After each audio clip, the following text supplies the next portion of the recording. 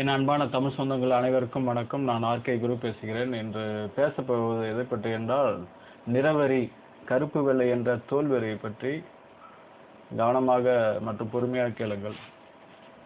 பொதுவாக வெள்ளை நிறம் என்றால் எல்லாருக்கும் இனம் புரியாத ஒரு கவர்ச்சி ஏற்படுகிறது. இது அறிவு சார்ந்தது என்பதை தாண்டி மன ஈடுபாடு சார்ந்தது.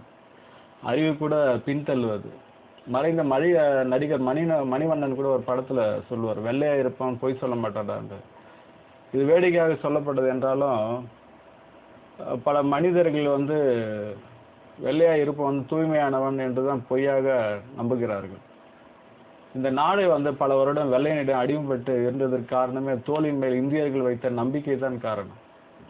வெள்ளைக்காரன் சொன்னா அதில் ஒரு அர்த்தம் இருக்கும், ஏன்னா அவன் வெள்ளையா இருக்கான்டா என்று சொல்லுவார்கள். தமிழர்கள் ஒரு காலத்துல கோயில் கருவறையில பூஜை செய்யும் உரிமை இழந்தது பிராமணர்கள் தோல் நிறத்தால் தான்.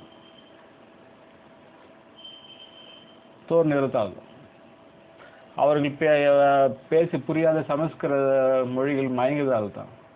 பொதுவாக தமிழர்களின் நிறமை கருப்பு தான். நாம் எல்லா உயிரினத்திலும் கருப்பு நிறத்தை வரவேற்றிருக்கோம்.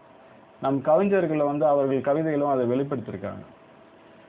அதில் பாரதியார் முதன்மொழி இருப்பவர்.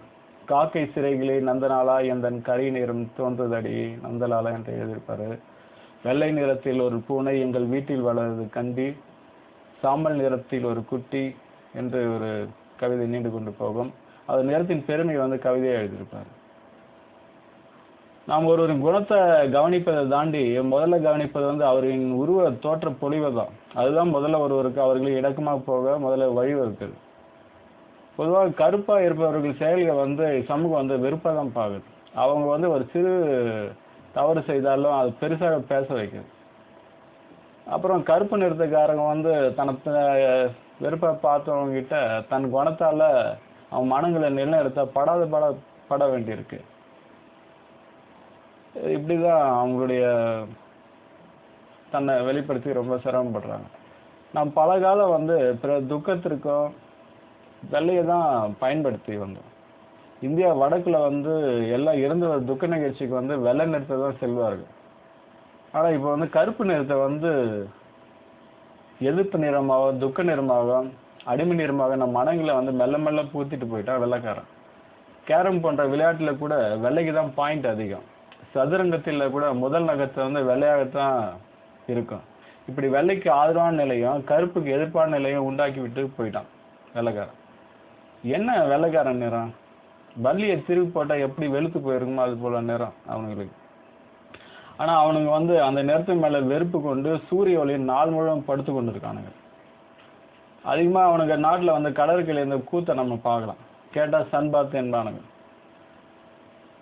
ஆனா அவனுக்கு பேச்சை கேட்டு இங்க இருக்க சில முண்டங்க சன்பாத் எடுக்கிறன்ற பேர்ல பீச்சில் வெயில படுத்துட்டு இருக்கு. இதை நான் எல்இஎஸ் பீச்சும் மெரினா பீச்சிலும் ஈசிஆர் பீச்சிலும் நான் பார்த்துருக்கேன்.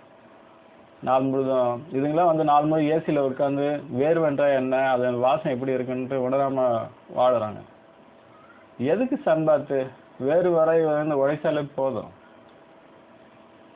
அப்படி வேறு வராம வேலை செய்வாங்க தான் இப்படி சன்பாத்து எடுக்கின்ற கூத்தை நம்ம பார்க்க வேண்டியிருக்கு.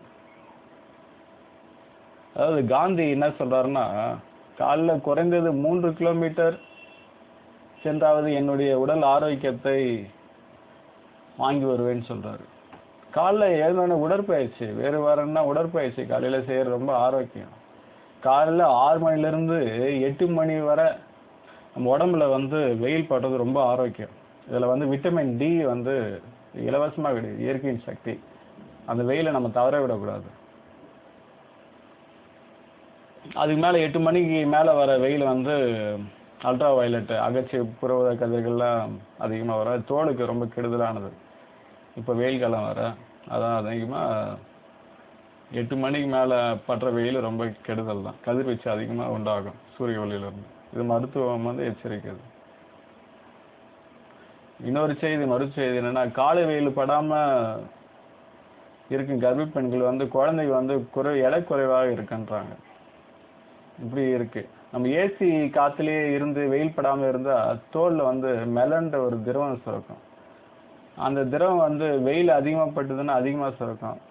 வெயில் படாத இருந்தா சுரக்காது. அது சுரக்காதனால நம்ம தோல் நிறம் மாறும். தோல் நிறம் மாறுறதுனால அந்த டிஎன்ஏலாம் அதுவும் பதிவாக மாறி அது அடுத்த தலைமுறை வந்து வெள்ளையாக மாறும். இது வெள்ளைக்கார நாட்டில் வெயிலே படாதனால அவனுக்கு அந்த தோல் அடியில் இருக்க மெலன்ற தினம் சுரக்காது. அதனால் டிஎன்ஏ பதிவு அதுவாகி அடுத்து அவன் தலைமுறையே வெள்ளையாகும். இதுதான் காரணம். ஆப்பிரிக்காலேயும் நம்ம இந்திய நாட்டிலையும் வந்து வெப்பமண்டல நாடு. இங்கே அதிகமாக வெயில் படுறதுனால நமக்கு அந்த தோலில் வந்து தோலுக்கு அடியில் மெலன் திரவம் சுரக்கிறதுனால நம்ம நிறமே இதுவாகுது. ஏன்னா தமிழர்கள் திராவிடர்கள் நிறமே கருப்பு தான். அதுக்காக நம்ம பெருமை பண்ணணும். நம்ம வானம் கடவுள் எல்லாமே கருப்பு நிறம் கொண்டது தான். கார்குழல் வண்ணா கருப்பு நிறத்துக்கு கண்ணா என்று கண்ணனை போற்றி பாடும். நான் கருப்பு நிறம் நம்ம இனத்தின் அடையாளம். அதுக்காக நாம் பெருமை பண்ணணும். இது நம்ம நோய் எதிர்ப்பு சக்தியுடன் விளங்க ஆரோக்கியமான சமூகம். இது நமக்கு எந்த மருந்தும் மாத்திரம் தேவை கிடையாது. ஆரோக்கியமாக வாழலாம். வெள்ளைக்கார நாட்டில் அவன் வணங்கி கடவுள் இன்னும் மதம் மாறி இப்போ தேவதூதரை வணங்கி ஜீசஸ் வரை எல்லாருமே வெள்ளை நிறம் கொண்டவங்க தான். ஆனால் நம்ம கருப்பு நிறம் இருந்ததுனால நம்ம வணங்க கடவுள் கருப்பாக வணங்குறோம். நம்ம வணங்குற கடவுளே கருப்புன்னும் போது நமக்கு எதற்கு வெள்ளை நிறத்தின் மேலே ஆசை?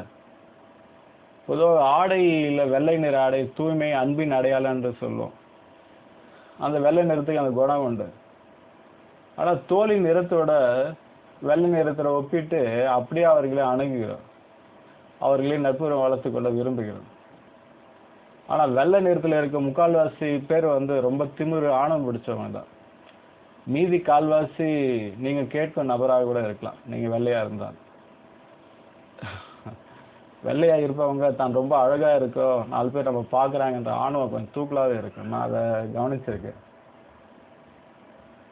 இது போல இருக்கவங்க வந்து வெளிநாட்டுக்கு வெள்ளைக்கார நாட்டுக்கு போனா அவங்க பார்வையில வந்து இவங்க கருப்பு. அவங்க வந்து இவங்களை வந்து வேண்டாத வெறுப்பாக தான் பார்ப்பாங்க. ஆனா அவங்க வந்து இவங்க இங்க வந்து கருப்பின மக்களை வந்து ஒரு விதமா வெறுப்பாக தான் அணுகுவாங்க. இது நான் வந்து நம்ம இந்திய கிரிக்கெட் வீரர்கள் வந்து இங்கிலாந்துக்கு ஆஸ்திரேலியாவுக்கு விளையாட சென்றா அங்குள்ள வீரர்கள் வந்து நிறவெறி தூண்டுதலுக்கு இவங்க வந்து உள்ளாவாங்க. சில மாதத்துக்கு முன்னே இந்திய அணி வந்து இங்கிலாந்துக்கு விளையாட போனாங்க. அங்குள்ள வீரர்கள் வந்து நிறவெறியோட வார்த்தை சீண்டலுக்கு ஆளானாங்க. அதை அப்போது கேப்டனாக இருந்த தோனி வந்து பதிவு செய்தார். அவர் சொல்லும்போது கிரிக்கெட்டை உருவாகிய இங்கிலாந்தில விளையாட்டில் இனப்பாகுடன் நடந்து கொள்வது வேதனையாக இருக்கு அப்படின்னு பதிவு பண்ணார்.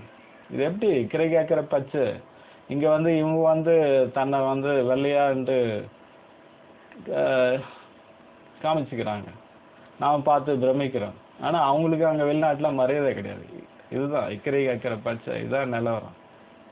உலகத்திலேயே அமெரிக்கா வந்து நிறவெறிக்கு பேர் போன நாடு. தற்போது கூட ஆந்திரா இளைஞர் நம்ம இந்திய ஆந்திரா இளைஞர் சீனிவாசில் வந்து ஒரு இனவெறி அமெரிக்கா வந்து சுட்டு கொண்டுட்டான். ஐயான் கிர்லாட் என்ற ஒரு அமெரிக்க நபர் வந்து அவரை காப்பாற்ற முயலும்போது அவருக்கும் வந்து குண்டடிப்பட்டது. அவர் ஹாஸ்பிட்டலில் சேர்த்து வச்சிருக்காங்க.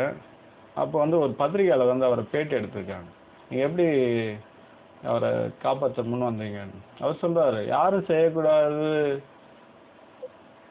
எங்கிருந்து வந்தா என்ன, நம்ம அனைவரும் வந்து மனிதர்கள் தான் என்று மனித நேயத்தோட பேசியிருக்க. ரொம்ப பாராட்டக்கூட வேண்டிய விஷயம். ஒரு அமெரிக்கா வந்து நிறவெறியோட தாகியிருக்கா, இன்னொரு அமெரிக்கனை வந்து தன்னை மனித நேயத்தோட காப்பாற்றணும்ட்டு கொஞ்சம் இது பண்ணியிருக்கான், காப்பாற்றிருக்கான். ரொம்ப ஆரோக்கியமான விஷயம் அது. அதாவது டொனால்டு ட்ரம்ப், அமெரிக்க ஜனாதிபதி டொனால்டு ட்ரம்ப் தேர்ந்தெடுக்கப்பட்ட 30 நாள்ல வந்து 1094 நிறவெறி தாக்குதலுக்கு ஏற்பட்டிருக்கு என்று ஒரு புள்ளிவிவரம் இருக்கு. அமெரிக்காவில் வந்து இந்திய வாழ் அமெரிக்கர் வந்து 3 மில்லியன் அமெரிக்க வாழ் இந்தியர்கள் வாழ்கிறாங்க. அமெரிக்காவில் ஐநா கொடி தான் அங்கே தான் பறகுது. அந்த பறகுறதுக்கு அந்த இதுலேயே வந்து இவ்வளோ இனவெறி தாக்குதல் நடக்குது. அதாவது உலகத்திலேயே நிறவெறியின் தலைமை கருத்தா வந்து கிரேட் பிரிட்டன் தான். ஆனால் அங்கேயே வந்து வெள்ளையருக்கு நிகராக வந்து கருப்பர்கள் வந்து இருக்காங்க. அங்கே அவ்வளோவா இனவெறி இல்லை. ஆனால் அமெரிக்கா வந்து நிறவெறி வந்து பிரிக்க முடியாத நாடு. நிறவெறிக்கு அதிகமாக வந்து உள்ளானது அமெரிக்கா தான். கருப்பின தலைவராக மார்ட்டின் லூதர் கிங், அவர் தான் ரொம்ப போராடினார். அவர் ஒரு முறை சொல்லும்போது ஆம்ஸ்ட்ராங் வந்து நிலவில் காலடி வைக்கும் போது ரொம்ப துள்ளி குதிச்சார். அவர் சொன்ன அமெரிக்கர்கள் வந்து நிலவுக்கு குடி போவாங்க, வெள்ளையர்களுடன் ஒரே வரிசையில் உட்கார்ந்து நாங்கள் உணவு உண்போம்னு சொன்னாங்க. எவ்வளோ பெருமைப்பட்டு சொல்லியிருக்காரு. ஆனால் அவர் ஒரு இன வெறினால சுட்டுக் கொல்லப்பட்டார். அவர் தமிழ் கலைஞர் வந்து அமெரிக்க நிலை பற்றி ஒரு கவிதை எழுதிப்பார். வெள்ளை வெளியேர் நயகரா கொட்டுவதற்கு காரணம் கருப்பர்கள் மேல் பெருக்கெடுத்து ஓடுவதால் தான் கவிதை ஒன்று எழுதியிருப்பார். அமெரிக்காவுடைய இது வந்து நிறைவேறிய ரத்தத்தால் எழுதப்பட்டது. 1600 கிபி 1600 மத்திய ஆப்பிரிக்காவிலிருந்து செவ்வியந்தர்கள் வந்து கூட்டமாக கொலை செய்யப்பட்ட நாடு. பூர்வக்குடியே அவங்க தான், செவ்விந்தியர்கள் தான் கொன்னுட்டாங்க. அது இல்லாமல் லத்தீன் வாழ் அமெரிக்கர்கள், ஆசியாவில் இருக்க பகுதி மக்கள், அமெரிக்கா வந்து 1778 சுதந்திர போறோம், 1860 உள்நாட்டு போருமே வந்து நிறவெறிகள் மேல் தான் நின்று கொண்டது. 1950 60 அதிபர் லிண்டன் ஜான்சன் நிறவெறி வந்து கொடுமை வந்து தடை செய்தார். அங்கே வந்து இதனால சட்டம் மாறினாலும் வந்து காட்சிகள் என்னவோ மாறல. நம்ம நாட்டில் தலித்துக்கு நடக்கிற வன்கொடுமை சட்டம் எப்படியோ அதே மாதிரி தான் இன்னும் வந்து அங்கே வந்து நிறவெறிக்கு எதிராக நடக்குது. அமெரிக்காவில் வந்து தேசிய கட்டமைப்பு போர்க்கொடி இந்த ஒரு இது இருக்கு, ஒரு அமைப்பு இருக்கு. தெற்கு கரோலினாவுக்கு இன்னும் அது பறந்துட்டு இருக்கு. அதாவது மார்ட்டின் லூதருக்கு பிறந்த தினத்துக்கு வந்து அமெரிக்காவில் இருக்க எல்லா மாநிலம் வந்து விடுமுறை அறிவித்தாலும் அந்த கரோலினா இருக்க மட்டும் இன்னும் அங்கீகரிக்கல. இன்னும் அந்த கருப்பின மக்கள் அதற்காக போராடுறாங்க. அதாவது சேரி இது மட்டும் ஊரும் சேரி வந்து இந்தியாவுக்கு மட்டும் சொந்தமானது கிடையாது. இதே வந்து அமெரிக்காவிலும் அதிகமாக இருக்கு. அந்த அமெரிக்காவில் இருக்க கருப்பர்களை வந்து ரொம்ப தீண்டாமைக்கு அதிகமாக உள்ளாவாங்க. அவங்க உணவு விடுதலை வந்து சமையல் வேலையும் இந்த பாத்திரம் கழுவுற வேலை தான் பரிமாற கூட செய்ய மாட்டாங்க. ஏன்னா வெள்ளைக்காரங்கிட்ட எதுக்கு பரிமாறினா அவங்க வரமாட்டாங்க அந்த ஹோட்டலுக்கு. அப்படியே கருப்பர்கள் வந்து அந்த உணவு விடுறதுக்கு வந்தால் கூட அவங்களுக்கு வந்து table tax, service tax, reservation டேக்ஸுன்ற அதிகமாக போட்டு அவங்கள வராத அளவுக்கு பண்ணிடுவாங்க. அப்படி இருக்கு, இயல்பாக நடக்குது. பொதுவாக இந்தியாவை வந்து அமெரிக்கா போன்ற வெளிநாட்டவர்கள் நிறைவேறடியும் சொல்லும்போது இந்தியா வந்து ஒரு பாம்பாட்டி நாடு, கற்பழிக்கும் நாடு, ரேப்பிங் கண்ட்ரி என்று தான் சொல்லுவாங்க. இப்படி இந்தியாவை வந்து இந்திய மக்களையும் தரம் குறைந்து இனவெறியுடன் வேறுபடுத்தி தான் பார்ப்பாங்க.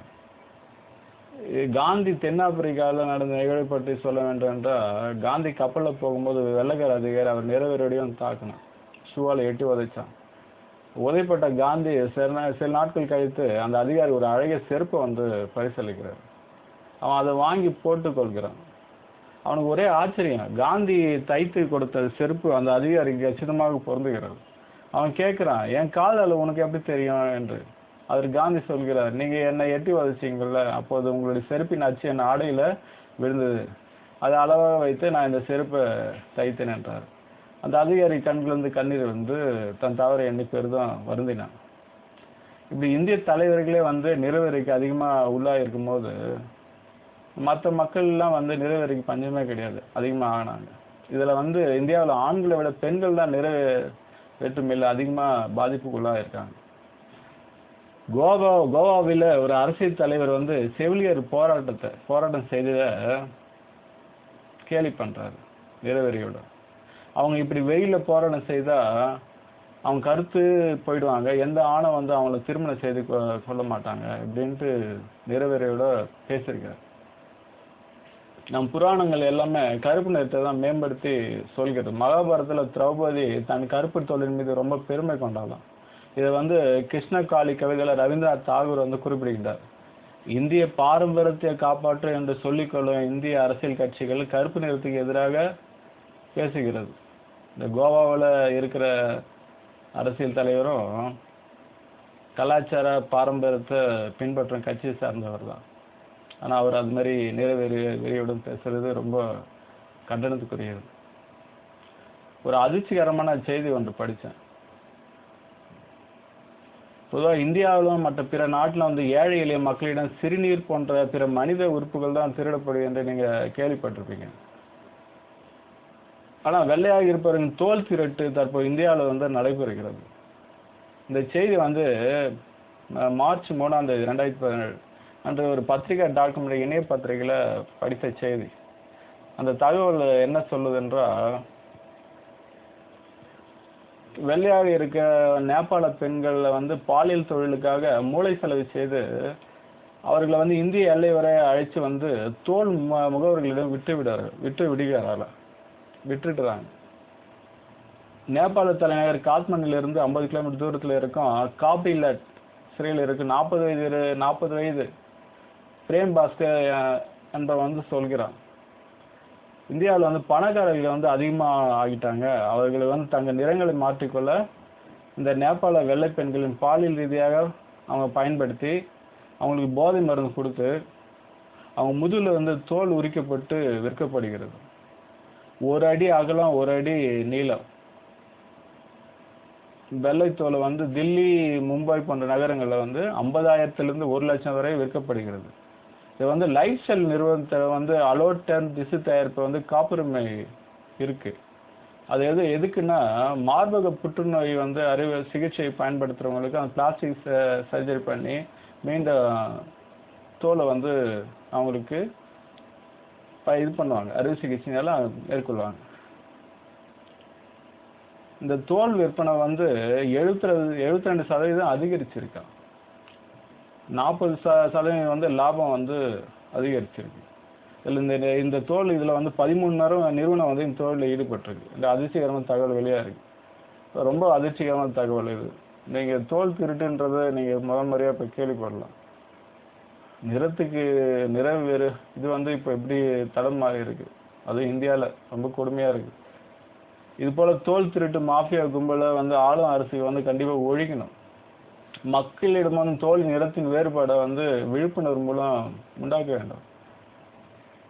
மக்களுக்கு கருப்பு நிறம் கொண்ட மனிதர்களிடம் அன்பும் பாசமும் கொள்ள வேண்டும். நிறத்தை விட உடல் ஆரோக்கியம் தான் நம்ம ரொம்ப முக்கியம் என்பதை நம்ம எல்லாரும் உணரணும். தோலின் நிறம் வந்து கருப்பு அல்ல, நம் பார்க்கும் மனமே கருப்பு என்பதை நாம் உணர வேண்டும். நிச்சயம் உணரணும். நிற வேறுபாடு கலைந்து மனித நேயமே இங்கு வளர வேண்டும்.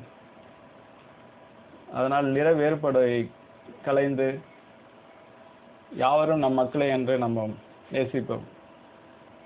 நேரம் இருந்தால் மீண்டும் ஒளிப்பதிவு ஒரு மாதிரி கேளுங்கள். மிக முக்கியமான பதிவு இது. உங்கள் நண்பர்கள் உறவினர்களை பதிவை பகிர்ந்து கொள்ளுங்கள். மீண்டும் வேறொரு ஒளிப்பதிவில் சந்திப்போம். நன்றி, வணக்கம்.